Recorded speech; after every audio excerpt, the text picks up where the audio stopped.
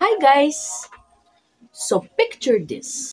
A girl from southwest countryside of France meeting a charming island boy in the Philippines. Sounds like the plot of a romantic movie, right?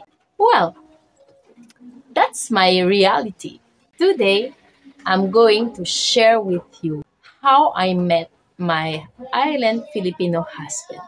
And trust me, a tale that you don't want to miss. Welcome back to our channel, where we spill every part of our adventurous life.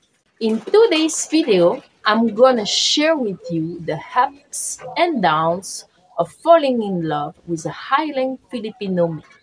Get ready for a roller coaster of emotion and the heartwarming moments. So here it is. April 2018, after spending about 2 years in Manila, I finally realized my dream and arrived on Busuanga Island, where I got hired to manage a beautiful private island called Bamboo Private Island. After 1.5 hour flight, van trip, boat trip, we finally arrived on the island late in the evening. I received a warm welcoming from the owner and all the staff on the island, and I would say it was the first day of my other life. Actually, after spending 2 years in China, I've decided to move in the Philippines. But I first stay in Manila. My real dream was to live in the province and to live in the beautiful paradise island with a white sand beach, crystal clear water, nice corals, full of marine life. It was really my dream. The next morning, waking up in a paradise island was like a dream. Starting to explore the marine life around, being introduced to all the stuff on the island, to the different amenities. I was living my dream, living in a dream. And then, on the top of that, I saw this charming island boy, his charming smile. It was kind of love at first sight.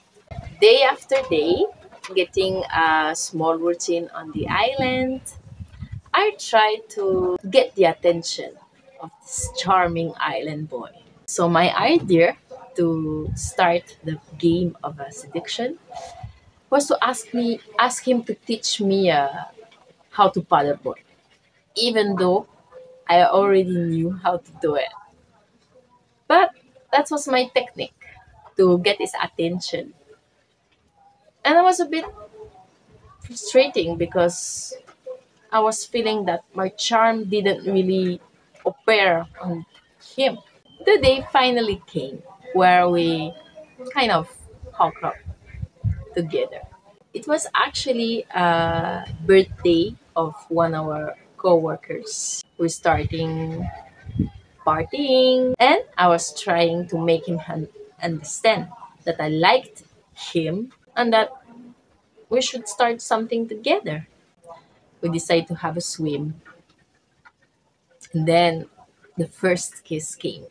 The next day, I was not feeling really well because I felt that he didn't pay attention on me, but it was also because we would like to hide our relationship to the other co-workers because we knew that it would be difficult to make them understand that we wanted to be together and it might create some jealousy in the team. So we are trying to keep it secret. And you actually see in the bit that we were right. So that day we starting texting a little bit. He wasn't really replying to me. I don't know, I was a bit confused as it was just one kiss and that's it. So I was a bit confused and lonely on this island, surrounded by a Filipino staff that doesn't really like me.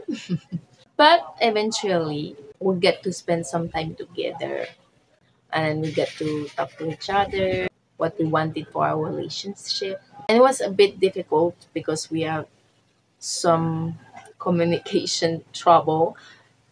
Respectively, our English was not really good. We got some time to start understand each other. And of course, we have to navigate through cultural differences. But what I really loved about this man is that even though we are coming from two different countries with a lot of cultural differences, we had a lot in common in the same time.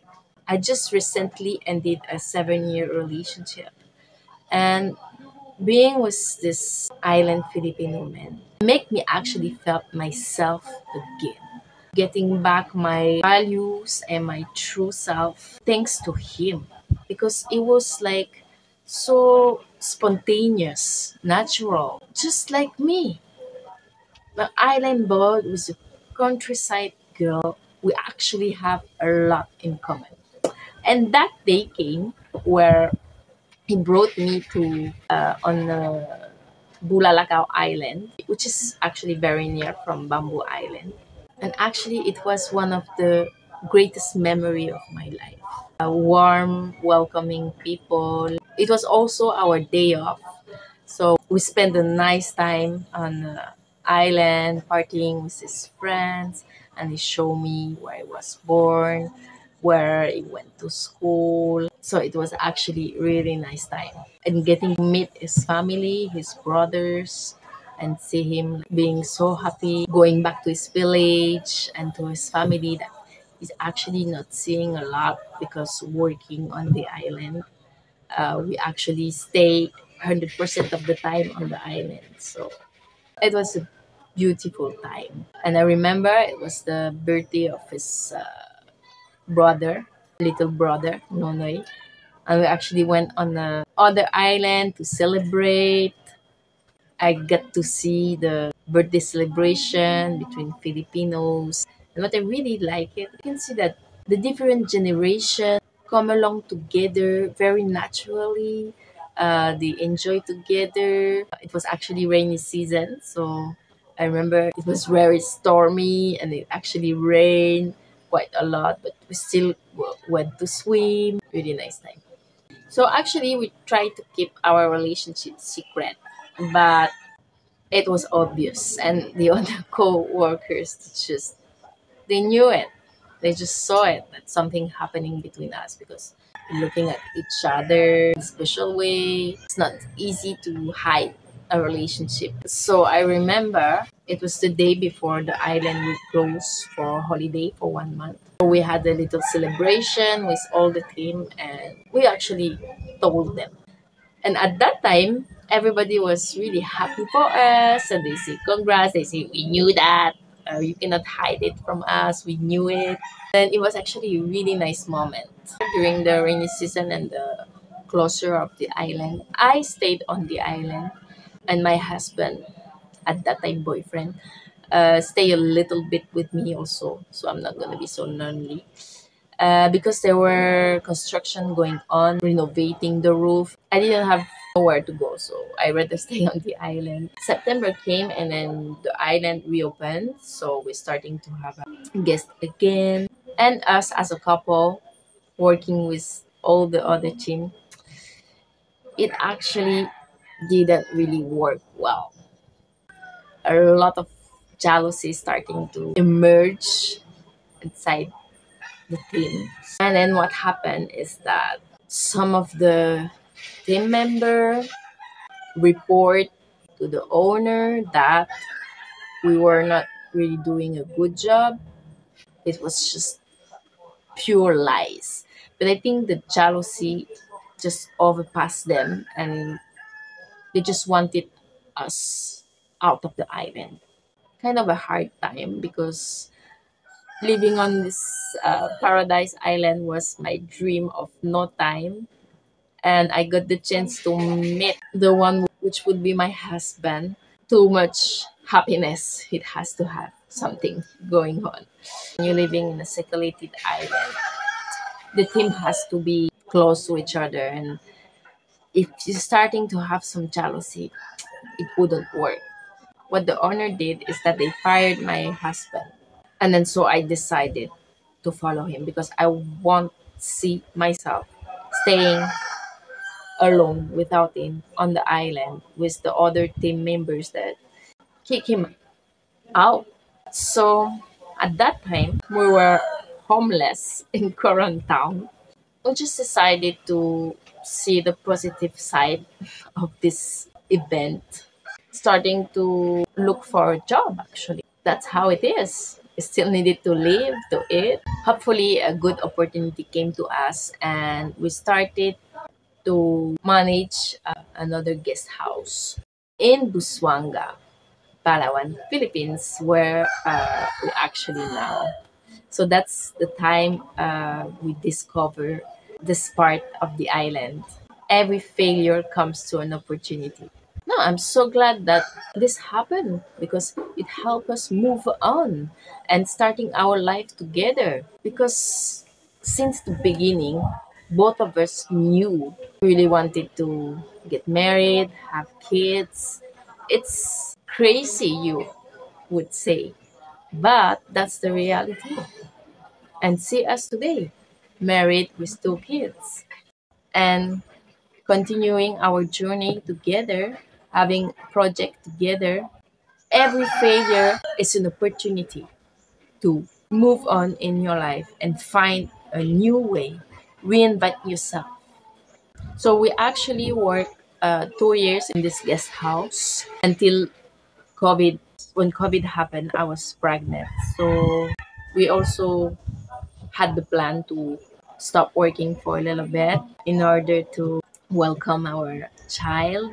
2020, our son was born on Culion, Palawan, Philippines.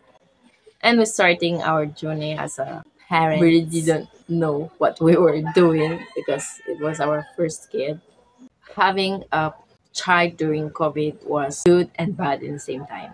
So good because we had a lot of time to spend with him. We saw him grow like every moment we were there. But we also struggling because financially we were totally broke. And then we struggled to get his papers. It's more than 6 months to get his Filipino birth certificate and about 2 years to get his French paper. And after those 2 years, that's when we decided to go in France, and I was already pregnant of our second child. So we get the chance to spend 1 year and a half in France. But in our heart, we really know that we wanted to go back in the Philippines and living our family life here because and the life is totally different in Europe and in the Philippines. We like the simple life. We love to spend time with our kids more, right? When they are so young, it's the time that you need to be with them. You need to be there for them. You creating memories that stay in their mind forever, right? Meeting and falling in love with my Filipino husband has been the greatest blessing of my life. Together, we grown, learn, and created unforgettable memories. Today, I couldn't imagine my life without him by my side. I'm so grateful for the happiness he brought to my life. I'm so grateful that I met him. It had totally changed my perception of life, of what is important or not in life. I actually shared this story today because some of you guys asked me, but how do I met my island Filipino husband? So here it is. That's the story of how we met. I hope you enjoy this vlog. And if you want to support us, please leave us a little comment. Thank you very much for watching. Until next time, keep spreading the love.